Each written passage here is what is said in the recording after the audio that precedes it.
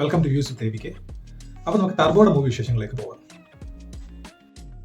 മച്ചന്മാരെ ഒന്നുമില്ല, ഒരു ഗ്രാൻഡ് സെലിബ്രേഷനിൽ കാണാൻ പറ്റിയ ഒരു പടം. എപ്പോഴും ഒരു ആക്ഷൻ മൂവീസ് ഇഷ്ടപ്പെടുന്ന ആളുകളാണെങ്കിൽ ഇത് നിങ്ങൾ തീർച്ചയായും തിയേറ്ററിൽ പോയി തന്നെ കാണണം.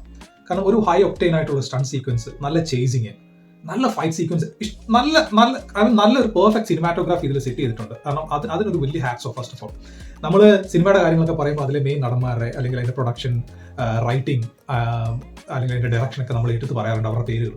പക്ഷേ ഈ സിനിമയിൽ അവരോടൊപ്പം തന്നെ, അല്ലെങ്കിൽ ഒരു സിനിമ വിജയിക്കുന്നതിൻ്റെ ഏറ്റവും വലിയ ഭാഗമാണല്ലോ അതിൻ്റെ എഡിറ്റിങ്ങും അതിൻ്റെ സ്റ്റണ്ട് സീക്വൻസ് കൈകാര്യം ചെയ്ത ആളുകൾ, എസ്പെഷ്യലി ആക്ഷൻ മൂവീസ് ആകുമ്പോൾ, പിന്നെ അതിൻ്റെ മ്യൂസിക് എല്ലാം. സോ ഇതിൻ്റെ മ്യൂസിക് എനിക്ക് ആ പേരുകൾ എടുത്ത് പറയാതിരിക്കാൻ പറ്റില്ല, അതുകൊണ്ടാണ് പറയുന്നത്. മ്യൂസിക് എന്ന് പറയുന്നത് ഇതിൻ്റെ Christoph Xavier music, BGM amazing ആണ്.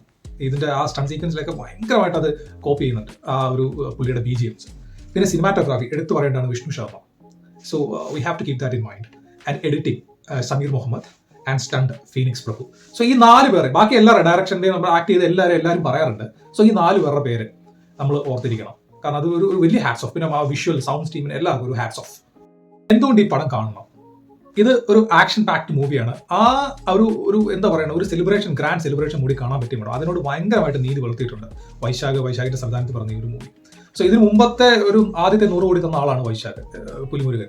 മാത്രമല്ല, നമുക്ക് എന്താണ് നമ്മൾ ഉദ്ദേശിക്കുന്നത്, ലൈക്ക് ഒരു ആക്ഷൻ സിനിമ കാണാൻ പോകുമ്പോൾ നമ്മൾ എന്താണ് ഇതിൽ നിന്ന് പ്രതീക്ഷിക്കുന്നത്, അത് നമുക്ക് തിയേറ്ററിൽ ആ ഒരു ബിഗ് സ്ക്രീനിൽ കാണുമ്പോൾ, എസ്പെഷ്യലി അത് മമ്മൂക്ക ചെയ്ത് കാണുമ്പോൾ അതിൻ്റെ ഒരു ആ മനുഷ്യനെ സ്ക്രീനിൽ കാണുമ്പോൾ തന്നെ അതിൻ്റെ ഒരു കരിസ്മ ഉണ്ടല്ലോ. സോ അത് നമുക്ക് കിട്ടുന്നുണ്ട്. അതാണ് ഇതിൻ്റെ ഒരു ആദ്യത്തെ പോസിറ്റീവ്. പിന്നെ ഇപ്പം ഞാൻ പറഞ്ഞ പോലെ ഇതിൻ്റെ BGMs ആയിട്ട്, ഇതിൻ്റെ എഡിറ്റിങ്, ഇതിൻ്റെ നല്ല കുറച്ച് സീക്വൻസും കാര്യങ്ങളും സീൻസൊക്കെ ഉണ്ട്.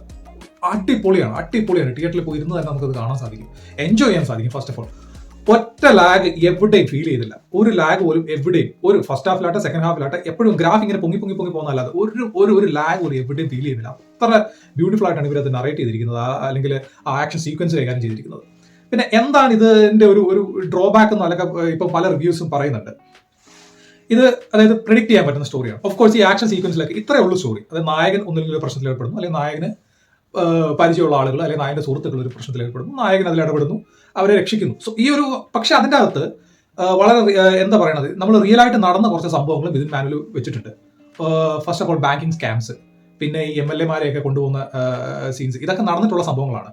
സോ അതുകൊണ്ട് തന്നെ ഈ മൂവിയിൽ റിയലിസ്റ്റിക് ആയിട്ടുള്ള പല കാര്യങ്ങൾ, അതായത് റിയൽ ആയിട്ട് നടന്ന കാര്യങ്ങൾ ഇതിൽ പറയുന്നുണ്ട്. അപ്പോൾ ഒരു ആക്ഷൻ പാക്ട് മൂവി അതിലോട്ട് സെറ്റ് ചെയ്തിരിക്കുന്നു. അതുകൊണ്ട് തന്നെ ഇത് എന്താ പറയുന്നത്, ചുമ്മാ ഒരു വന്ന് അടിച്ചിട്ട് പോകുന്നതല്ല. ഈ അടിക്കാൻ വേണ്ടിയിട്ടുള്ള പല കാരണങ്ങളും ഇതിൻ്റെ അകത്ത് അവർ പറഞ്ഞിട്ടുണ്ട്. ഇനി നെഗറ്റീവ് പറയുന്നവന്മാരോട്, ഈ നെഗറ്റീവ് ഇപ്പം കുറച്ച് പേര് എനിക്ക് തോന്നുന്നു നെഗറ്റീവ് ഇട്ടിട്ട്, ഞാൻ പേരൊന്നും പറയാൻ ആഗ്രഹിക്കുന്നില്ല, കാരണം ഒരുപാട് വ്യൂവേഴ്സും ഇല്ല, തൗസൻഡ്സ് അല്ലെങ്കിൽ ഒരുപാട് വ്യൂവേഴ്സ് ഒക്കെ ഉള്ള ആളുകൾ. പക്ഷേ ഇത് കഴിഞ്ഞിട്ട് ആ വീഡിയോ ഒക്കെ എടുത്ത് മാറ്റി. ഇതിന് മുമ്പ് മമ്മൂട്ടിയുടെ ആക്ഷൻ മൂവി വന്നു കഴിഞ്ഞപ്പോൾ ഇങ്ങനെ ഒരു വീഡിയോ ഇട്ടിരുന്നു. പക്ഷേ ജനങ്ങൾ ഒന്നും ഇതാക്കിയില്ല, അതിൻ്റെ വഴിക്ക് പോയി. പടം സൂപ്പർ ഹിറ്റായി. ഇതും ഇപ്പം 3 മുതൽ റെക്കോർഡ് കളക്ഷനിലാണ് ഇത് മുന്നേറുന്നത്. സോ ഈ നെഗറ്റീവ് റിവ്യൂ പറയുന്നവർ എടുത്ത് പറയുന്ന കാര്യങ്ങൾ പുതുമ ഇല്ല. അതിൽ ആക്ഷൻ സിനിമകളെല്ലാം ഏകദേശം ഈ ഒരു ജോണറിൽ തന്നെയാണ് വരുന്നത്. നമുക്ക് പ്രെഡിക്റ്റ് ചെയ്യാൻ പറ്റുന്ന സ്റ്റോറീസ് ഒക്കെയാണ്. രണ്ടാമത്തേത് പറഞ്ഞാൽ ചില ക്ലീഷ്യ സംഭവങ്ങളൊക്കെ എടുത്ത് പറഞ്ഞിട്ടുണ്ട് ചില യൂട്യൂബേഴ്സ്. ഈ ക്ലീഷ്യ സംഭവങ്ങളുണ്ട്. അതായത് റിമോട്ട് ഞെക്കി TV കാണുമ്പോൾ അത് ഉദ്ദേശിക്കുന്ന ന്യൂസ് വരുന്നു, ഇങ്ങനെ ഇടാൻ നേരത്ത് കറക്റ്റായിട്ട് ചെയിനൊക്കെ കഴുത്തൊക്കെ വെച്ചിട്ട് ഇങ്ങനെയൊന്നും ഇല്ല. ലോജിക്കിന് ഏത് ആക്ഷൻ സിനിമയിലാണ് ഈ ലോജിക്കൊക്കെ ഉള്ളത്? അങ്ങനെയാണെന്നുണ്ടെങ്കിൽ മറ്റേ ടൈഗർ 3, മറ്റേ ഈ ടൈഗർ സീരീസിൽ വന്ന ദബാങ്, അല്ലെങ്കിൽ ടൈഗർ സീരീസ് ഓഫ് സൽമാൻ ഖാന്റെ മൂവീസ്, ഈ ഷാറുഖ് ഖാന്റെ അടുത്തിറങ്ങിയ ജവാൻ, പത്താനൊക്കെ, ഇതൊക്കെ എവിടെ ലോജിക്കാണ് ഉള്ളത്? എന്ത് ലോജിക്കാണ് ഇതൊക്കെ ഉള്ളത്? ആക്ഷൻ സിനിമ കാണാൻ നേരത്ത് പോയി ആ ഒരു മൈൻഡിലിരുന്ന് കാണുക. നല്ല അതിൽ ഇഷ്ടപ്പെടുന്നവർക്ക് നല്ല രീതിയിൽ അത് ആസ്വദിക്കാൻ സാധിക്കും. അത്രേ ഉള്ളൂ. ഇതിൽ പ്രത്യേകിച്ച് ലോജിക്ക് ഈ എന്താ പറയുന്നത്, ഈ ക്ലീഷേ എന്നൊക്കെ എടുത്ത് പറയുന്ന സംഭവങ്ങളൊക്കെ വളരെ മൈന്യൂട്ട് സെക്കൻഡ്സ് ആണുള്ളത്. ഇത് എല്ലാ ക്ലീഷയും കൂടെ ഒരുമിച്ച് ചേർത്ത് കഴിഞ്ഞാൽ ആകെ 6 സെക്കൻഡ് കാണും. അതായത് 2.5 മണിക്കൂറുള്ള മൂവിയിലെ ഈ 6 സെക്കൻഡ് അല്ലെങ്കിൽ അതിൽ താഴെയുള്ള ക്ലീഷേ സംഭവങ്ങൾ പറഞ്ഞിട്ടാണ് ഇത് ഹൈപ്പ് ചെയ്തൊക്കെ പറയുന്നത്. കഷ്ടമാണ്. അതൊന്ന് ഇങ്ങനെയുള്ളവരെ ഫസ്റ്റ് ഒഴിവാക്കുക. രണ്ടാമത്തേത്, ഇതിൽ ഒരു കാര്യമില്ലാതെ, ഇത് ചില പോസ്റ്റൊക്കെ കണ്ടാണ്, ഒരു കാര്യമില്ലാതെ കുറെ വൃത്തികെട്ട പൊളിറ്റിക്സും മതവും കുറച്ച് വർഗീയതയൊക്കെ പറയുന്ന മനുഷ്യരുണ്ട്. ചുമ്മാ ഇവർ എന്താണ് പറഞ്ഞു വെക്കുന്നത്, അല്ലെ ഏത് ഓഡിയൻസിനെയാണ് ഉദ്ദേശിക്കുന്നതെന്ന് മനസ്സിലായില്ല. പക്ഷെ മലയാളികളായിട്ടുള്ള മനുഷ്യർ ഇത് തിരിച്ചറിഞ്ഞിട്ടുണ്ട്. അതുകൊണ്ട് തന്നെ ഈ സംഭവങ്ങളൊക്കെ എടുത്ത് അപ്പോഴേ ചവിട്ടി പുറത്താക്കിയിട്ടുണ്ട്. ഇങ്ങനത്തെ ഇവരുടെ ഈ റിവ്യൂസും കാര്യങ്ങളൊന്നും ആരും വില കണ്ടിട്ടില്ല. മൂവി നല്ല ഒന്നാന്തരമായിട്ട് തിയേറ്ററിൽ കളിക്കുന്നുണ്ട്, നല്ല കളക്ഷൻ റെക്കോർഡ് നേടുന്നുണ്ട്. ഇതിപ്പോൾ 3-4 ദിവസമായിട്ടുള്ളൂ, ഇപ്പം തന്നെ 50 കോടി പിന്നിട്ടെന്നാണ് പറഞ്ഞത്. സോ മൂവി ഇതിനും വളരെ ഫാസ്റ്റായിട്ട് തന്നെ ഇത് 100 കോടിയിലെത്തും. അത്ര നല്ല രീതിയിൽ ഈ മൂവി പെർഫോം ചെയ്യുന്നുണ്ട്. സോ അപ്പം ടർബോ ജോസ് റിവ്യൂ ഇതുപോലെ നെഗറ്റീവ് ഇടുന്നവരെ മാത്രമല്ല, അല്ലെങ്കിൽ ഹെയ്റ്റ് സ്പ്രെഡ് ചെയ്യുന്നവരെ മാത്രമല്ല, പ്രകൃതി ഇപ്പം മഴയും കൂടെ എല്ലാം ഇടിച്ചിട്ടിട്ടാണ് തിയേറ്ററിൽ മുന്നേറുന്നത്. മസ്റ്റ് വാച്ച് ആണ്. തിയേറ്ററിൽ പോയി ആക്ഷൻ സിനിമകൾ ഇഷ്ടപ്പെടുന്ന ആളുകൾ മസ്റ്റ് വാച്ച് ആയിട്ട് കാണും. അത്ര നല്ലൊരു എഫേർട്ട് മമ്മൂട്ടി എന്ന മനുഷ്യൻ ആ ഒരു കൊണ്ടുവന്നിട്ടുണ്ട്. ആ ഒരു കരിസ്മ പുള്ളി ഇതിൻ്റെ അകത്ത് കാണിച്ചിട്ടുണ്ട് ആ ബിഗ് സ്ക്രീനിൽ. സോ മസ്റ്റ് വാച്ച് ആണ്, തിയേറ്ററിൽ പോയി കാണാം. പിന്നെ എനിക്ക് ഇതിൻ്റെ അകത്ത് തീരെ അൺഎക്സ്പെക്റ്റഡ് ആയിട്ട് തോന്നിയത് അറ്റ് ദ എൻഡിങ് ആണ്. ഞാൻ എല്ലാം കഴിഞ്ഞു, ഓക്കെ നമ്മൾ എല്ലാം കഴിഞ്ഞു എന്ന് പറഞ്ഞിരിക്കുമ്പോൾ ഒരു അൺഎക്സ്പെക്റ്റഡ് ആയിട്ട് ഇതിൻ്റെ അകത്ത് ഒരു ട്വിസ്റ്റ് വരുന്നുണ്ട്.